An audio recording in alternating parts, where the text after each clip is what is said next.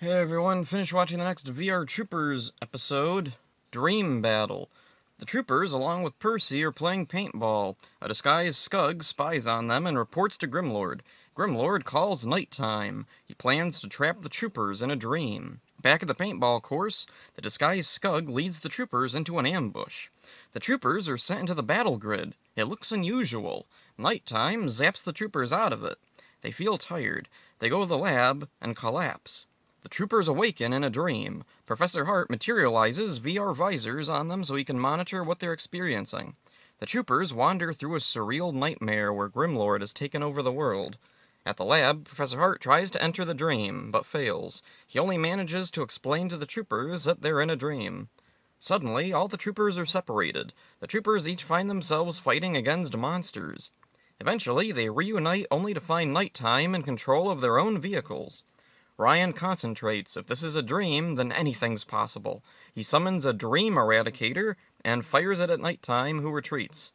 At the newspaper, Percy tries to fire a paintball gun only for it to backfire and blow up in his face.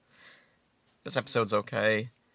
I think the creators had some really big ambitions for this one, but unfortunately a lack of resources really hindered what they could do. It feels like there was going to be a really big battle eventually, but it never comes. If they had access to some of the past monster suits, I think we could have had a big battle filled with old monsters. Unfortunately, most monster costumes were either falling apart or never available. We get Doom Master and the Vixens, both versions of Skugs, and even an American Nighttime, but no big battles. I think some Metalder footage may have worked. Since it's a dream, that actually might have made some sense, and they could have used Metalder footage again.